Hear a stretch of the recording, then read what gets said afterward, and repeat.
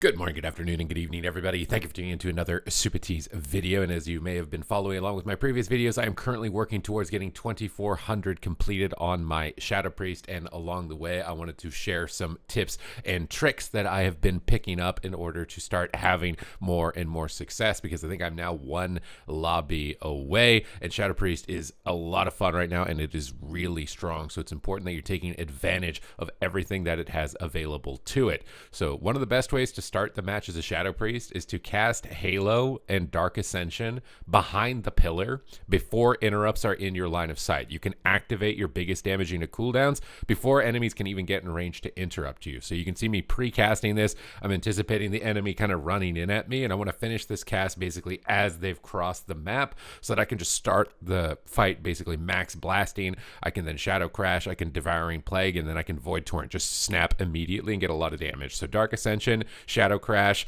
and we can just Devouring Plague, and we can Void Torrent right away. And this is just basically going to give me the best opener. It's going to give me a tremendous amount of burst damage, and then we can start spamming Devouring Plagues, activate our Siphene to keep the target low, and we can kind of keep hammering down. Now, you do want to be aware if your healer is CC'd right here. So I mass dispel the freezing trap on the Shaman behind the pillar. Evokers have this Deep Breath ability. You can actually fade it when they fly towards you and immune the stun. So you do want to kind of time that against Evokers. You have to be really careful with Fade and Shadow or Death to avoid sleepwalks and avoid stuns. Otherwise, you can get CC'd a lot.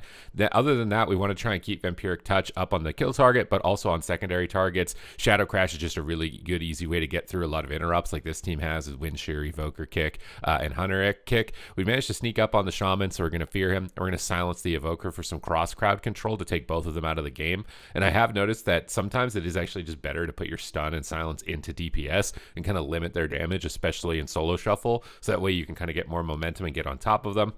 We're basically just pressing anything that lights up, and then when we don't have anything lit up and no Devouring Plagues, we're going to spam Mind Blast and Mind Flay. Mind Flay is also just a good way to tag your dots before they fall off and kind of maintain them without needing to hard cast Vampiric Touch, because Vampiric Touch is a lot easier to kick than a Mind Flay that you can start and stop right away. So you can kind of see the Hunter behind me right now, staying a little bit close to me, and look how much easier it is for him to interrupt Vampiric Touch as opposed to using Mind Flay in order to maintain the dots instead. So now that we got through the Hunter kick, here comes the Dragon's Fly, so we can fade, we can immune the stun, and then we can go for Dark Ascension, and you do want to be activating that basically on cooldown. Our Hunter gets really low, so I life swap them.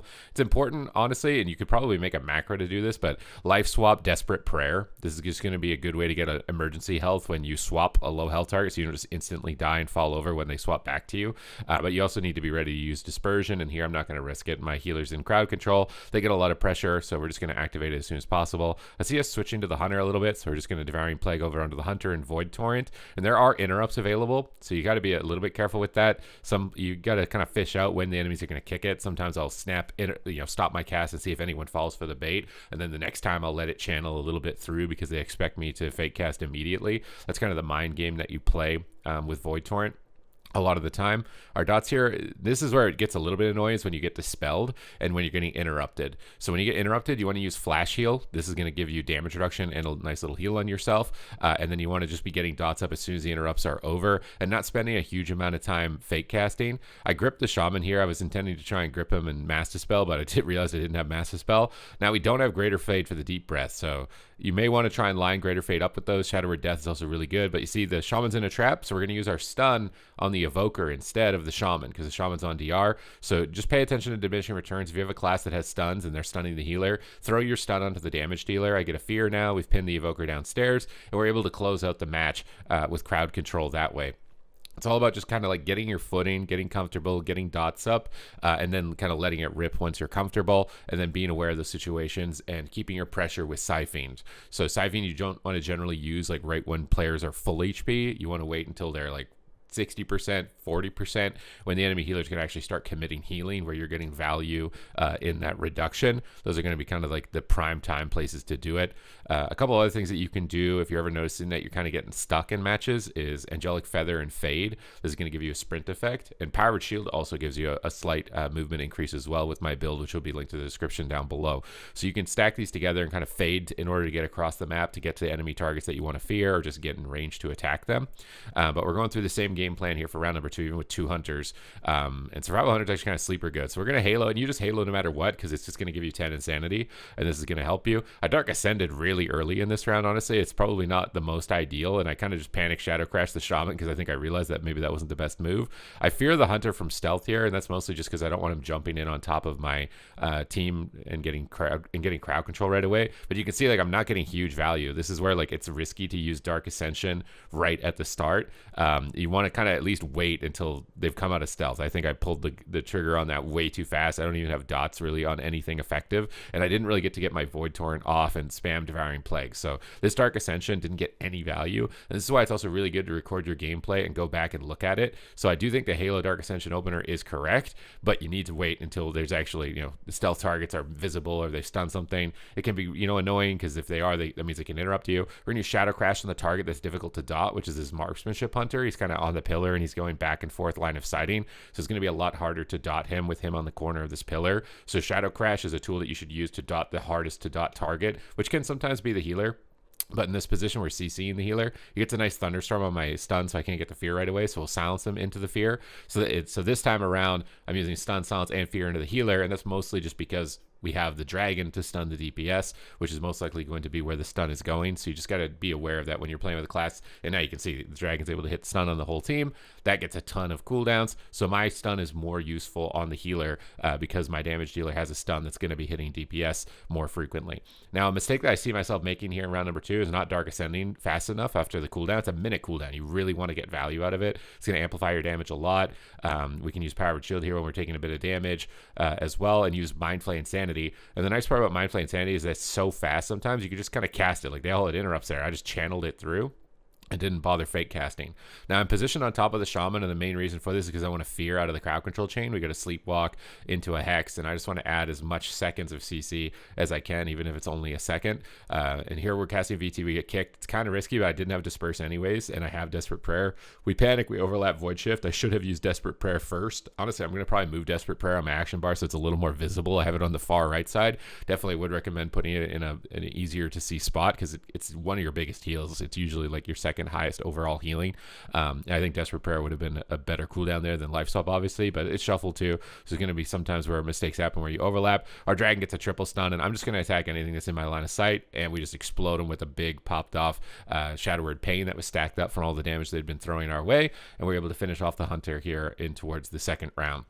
So you can see that there is possibility for messing up a lot on this specialization, which is likely why maybe not a lot of players start to see a huge amount of success on it right away. So you're going to have a little bit of a growing pain as far as that's concerned moving forward and keeping dots up. But if you keep these couple of tricks in mind, especially using Mind Flay to fake interrupts or Void Torrent to fake interrupts, using Shadow Crash to dot the hardest target to dot, it's going to make it a lot easier. You also need to be aware of Vampiric Embrace, because Vampiric Embrace gives you a huge amount of healing. So if you're playing and you're not pressing these abilities, like this is like 20 to 30% of your overall healing, it's going to make you a lot more durable, a lot easier to deal with a lot of these classes that do such high burst damage, like the Marksmanship Hunter. So we're going to do the same opener again with Halo behind the pillar, and that's just because our Insanity will lock at 10, and then Dark Ascension because the dragon's flying in. So now I've got a target. I can Shadow Crash, Devouring Plague, and then I can Void Torrent. Honestly, I could Power Infusion here too.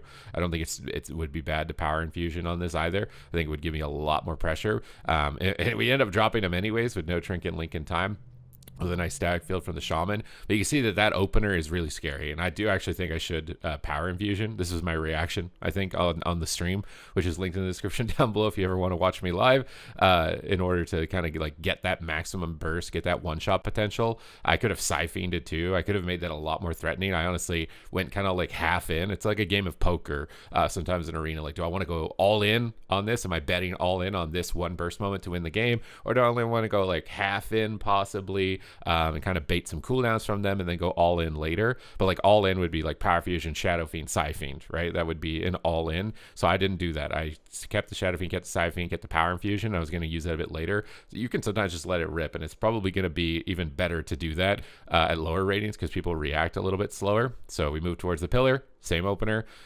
We do have the dragon at least to see this time around, so I'm only going to cast Dark Ascension when I see the dragon flying across the map. No one's going to turn around and solo shuffle after they've committed, so then we can do the same opener. Shadow Crash, I get knocked, which is a little bit annoying. It's going to disrupt my opener a bit. And then we do, now I Power Infuse because he got one shot last time, so I was like, I'm going to do this again and see if he gets one shot again. So Power Infusion, but he walls here, and he's an Earthen Wall, so he's going to be pretty tanky. Grounding Totem can be annoying, so generally, I should have honestly cast a Flash Heal when Grounding was down like that out of range of me. It's just a better use of the global there to get some damage reduction up and mitigation. Now we're getting pulled in on top of the enemies, which isn't necessarily bad. I tried to use Fade to dodge the Cap Totem here, but now we're going to get Dragon Stunned. I think against an Evoker, fading the Dragon Stun is a lot better. Deathing the Sleepwalk is like the best use of those abilities. We're going to Siphon the Evoker here because he's kind of low. We force cooldowns earlier on. I want to pressure the Shaman, so he's got to be a little bit more stationary, hopefully moving into the future. And I'm just watching the diminishing return. So right now, Binding Shot has hit all 3 players, so I can't stun.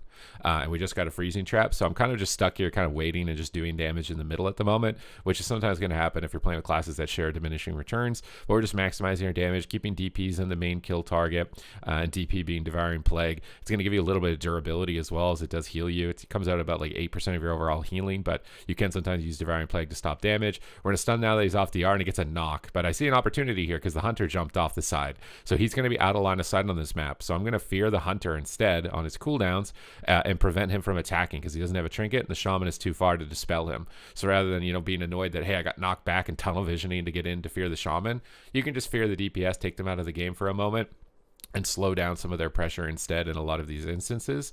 Now the Shaman has Spirit Walk up, so he's immune to silence, which is the only crowd control I have at the moment. So I'm just going to kind of sit on my silence. Here comes the Deep Breath, so this is where we want to fade, so we can immune getting stunned, immune a bit of damage. Then we silence the Shaman. We're keeping pressure on the Evoker. We drop down Siphon, Devouring Plague, Void Torrent. This is the big combo like the opener. This is what you're trying to line up later on in the game, and if you get it, you're going to get it, right? Like, you're going to get a lot of pressure out as a result if you can line it up. And you don't even need, like, chain silence into stun into this.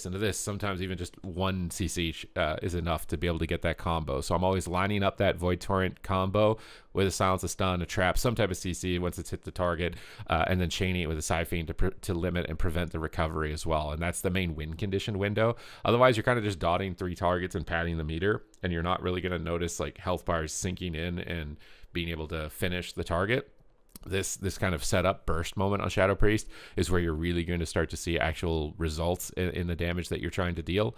So we're moving in again. We got the Evoker Hunter, this time with the Survival Hunter. It's just the same. The opener doesn't change, right? It's kind of like chess in a lot of cases. Like, I'm doing the same move with my pawn every single game right at the start of the match. So get behind the pillar, cast Halo, monitor the enemy attackers if they're moving in, and then finish the channel of Dark Ascension if they move in, and don't if they don't, because otherwise you run around and waste it like I showed you guys in that last round. So I see the Hunter out of stealth. I'm going to pop Dark Ascension. I'm going to get Vampiric Touch up. This time I hard casted it because I was out of range of being interrupted. That lets me get multiple dots, and then we're going to go for Power Infusion, Void Torrent. And I think I switched my strat here because, and I'm pre-casting Mass Dispel because I thought there was some type of CC that was coming through here. I don't even know because the Hunter's too far away to get that. But look, I stunned the Shaman. It's overlapped with the Hunter stun. That's why I say when you play with a Hunter, you want to wait. But I silenced into Fear. He had Tremor down, needed to snipe Tremor. I got way too excited this game after one-shotting them a couple of times. But my stun would have been way better used on the DPS. I can prevent them from kicking me, and I can also just hold them in place for maximum damage. So that was a mistake on my part here in this round. Identify when you're playing with a class that's going to stun the healer or stun the targets you're attacking, and then, format accordingly. But here we're probably going to get kicked a lot. So I use Power Word Shield usually immediately, especially if I'm in the middle taking a lot of damage when I get kicked. And then I'll go to spamming Flash Heal instead if I'm still taking a lot of pressure. We fade the Cap Totem to immune getting stunned here. And Fade is just a really good tool. And you're going to get CC a lot if you're not using it correctly. And I've been really annoyed by it in some lobbies, so definitely want to focus on it. We're just going to go for Deep Devouring Plague, Void Torrent. I see Binding Shot. I see Freezing Trap. So I really want to get those cooldowns. But we're not going to chase. I'm trying to pre-Mass Dispel a trap here off these roots. Usually a Hunter will go for a Freezing Trap off of roots, but this guy's just not doing it. So I'm getting kind of annoyed the fact that he's not going for the trap because I'm wasting so much time. But don't chase targets. That Evoker's behind the pillar. Silence the healer. We can swap to the Hunter. He gets knocked down into the corner really far away. Shaman's getting close to me. So now I've seen the Hunter stun the enemy hunter. So I can actually use my stun on the healer now if I want to, and I probably should right now with how low he is out of this kick. So, but I see the silence too, so I could have maybe have held that. I push in for a fear out of that. We get a fear. Hunter's still kind of low. We go for Devouring Plague, and I don't have dots, but I'm still going to Void Torrent. It's just because he's so low on health. If I had one more dot on him, he would have died right there. So that the little details, right? Keeping Vampiric Touch up on the target, really important. But now we're going to Shadow Crash. We're going to swap to the Evoker, and we're going to Dark Ascend. This is going to give us a nice little amplification of damage towards them for the swap, and he's flying in, which is super risky. We have Dispersion. We're going to just Power Word Shield anytime I take a little bit of extra damage. Just a nice little instant pick-me-up. But unless I'm interrupted, I don't generally like cast Flash. I think it's just better to save. Sometimes you can actually bait interrupts with Flash. Here, I could have Life Grip the Shaman to prevent this freezing trap. I think it would have been good. But then I just Void Shift him, which also breaks him out of the trap. You can use Life Grip to reposition a target away from crowd control effects. So when you see your healer stun, you can use Life Grip. But nice Static Field Totem pulls the targets down below. So I fear the hunter in the opposite direction. I push towards the Evoker, who's kind of pushed up. But my hunter sees their hunter and just swaps to him behind us with a lasso. And he's so far out of position from that fear that they can just drop him without me even giving a glance towards him in that regard. So punishing positioning, definitely something to be aware of. When you notice, two targets are turtling and the other target's not turtling with the team, you want to be able to adapt accordingly, react, and kind of switch over to that target. Even though this round was played a little bit more sloppily on my part in that regard, but we were able to find an opportunity, and it's from looking for those chances, right? Don't just tunnel vision all your CC into the healer. I feel like that's like a really common thing where you just like, I need to get my stun, fear, silence. I need to get my stun, fear, silence. Like, it's my CC chain. I need to do it. Sometimes that is right. That is what you need to do, depending on what DPS you're playing with. Like in this instance with an Evoker, I don't think that it's necessarily bad to do that because he's going to be stunning the hunters, but hunters want to stun the healer to land their traps, so your stun's not going to be going into that target. It's better to put your stun into something else, limit their disruption and limit their ability to escape. We're going to start with the same opener, Halo behind the pillar, but this time around I think I learned my lesson from the last round where it's like, don't just Dark Ascend right away. I'm just pre-casting it, right? Because I'm kind of waiting to see the Shaman get stunned. As soon as there's a root or the Shaman gets stunned, they're gonna pop out of stealth. They're not going to turn around and shuffle. So I'm just going to pop Dark Ascension now. I stun the Shaman. I push in with Angelic Feather. I get a double fear. It's important also to try and get multiple targets with fear if you can. It just limits their interrupts, limits their ramp, and we're just going to pop the Void Torrent, Power Infusion. We silence out of the fear, and there's the combo: stun, fear, silence, and we're going to keep our pressure going while the Evoker hopefully sets up for a stun onto the DPS here pretty soon with the Deep Breath. He's keeping a lot of pressure. He forces Turtle, so I'm just going to switch to the other target. I see Grounding down. I'm trying to kill it. You can actually kill Healing Stream Totems if you have a fully empowered Shadow Word Pain. It's actually enough to kill a Healing Stream Totem. I was debating whether or not I should actually consistently do that, and we just forced Aspect of the Turtle from both hunters, so we're going to swap back to the first one, drop a Shadow Fiend on him now, and this is why I didn't go all in the opener, right? It was just Power Infusion. Now for this next setup, I'm throwing in Shadow Fiend to continue ramping my damage, move towards the next Siphene. I also have Void Torrent coming pretty soon. I could have MD'd this. Okay, I MD a little bit late. The freezing trap towards the Shaman, and they start turtling right behind the pillar. So if they're turtling like this, you can set up a nice kind of little fear bomb where you kind of fade in with a feather and you just get a fear on multiple players. I'm playing it a little bit more turtled in the back here, a little bit more conservative. The hunter pops cooldowns here, and honestly, I probably should have stunned him because he's going to do a lot of damage. So I fear him to try and limit his damage. Shaman dispels it, and I should have stunned the dispel. That's another thing you can do to punish. Is you can fear a DPS, they dispel it, and then stun that target after it's been dispelled, and then you can blast damage into it, and the healer can't, because the healer hits a Vampiric Touch, CCing themselves. Then you stun the target so they can't escape. So I should have stunned the hunter right there. It actually might have been the difference between killing the hunter in that position. So use Void Shift here to try and recover. I see this hunter getting really low. Switch back to him. Got some instant Mind Blast. Trying to keep my dots up with Mind Flay as well, because it's really tough to maintain them in this type of situation. We're also kind of getting left alone and blasted a little bit, so we're going to use Power Word Shield whenever we're a little bit afraid of taking too much damage. We got multiple Devouring Plagues. We silence the Shaman on a heal. We're dropping down a Siphene on him as well to try and pin his HP low, forcing him to retreat behind the pillar so he can't attack us. But we get kicked on Shadow, so Emergency, Power Word Shield, Flash Heal. These are just the reactions. Now, if I get kicked and I'm ahead and I don't need to heal, you can Purge. Purge is the other really good, useful global to do in those situations. We Mind Flay at like 1% health. I can't believe he's not dead. We fear him. He's got Grounding that kept him alive at 1% just in time to buy Link. And this is where paying attention to Vampiric Embrace is important. I pop Vampiric Embrace here, so my dots are giving as much healing as possible, but they root the Shaman out of line. Evoker doesn't wall, and we end up dying. Sometimes sometimes you're just going to get got. We had cooldowns there to trade. And I know like details is putting me bottom of the meter, but on the scoreboard, I'm actually top. I can't find the screenshot exactly with it, but we got rooted out of Lime. Evoker didn't use cooldowns, had a lot of options, time stop, ice block, a lot of movement there, but sometimes that's going to happen. Was looking like it was going to be a 6-0 for us in that position for this last round, but what can you do, right? Is sometimes going to happen. And that map is really hectic with all the knockbacks. But it's just important that we also take advantage of situations that get hectic like that as well, with mind controls and with fears, and we can create that type of chaos as well for the enemy team. So I hope you guys enjoyed this breakdown. I hope you guys enjoyed the tips and the tricks and kind of lessons that I've learned in dealing with certain situations that can be more difficult. Definitely not the most difficult solo shuffle lobby. I'm going to do my best to get you guys a lobby with like a Fury Warrior or a Windwalker or something like that. Those have been the most difficult ones, and I'm kind of hoping that my lobby to 2400 has those hardest classes so I can give you guys that. But I wanted to give you something because it's been a while, and we've been kind of struggling to get over that last little hurdle. 2400 for some reason has been a bit of a struggle,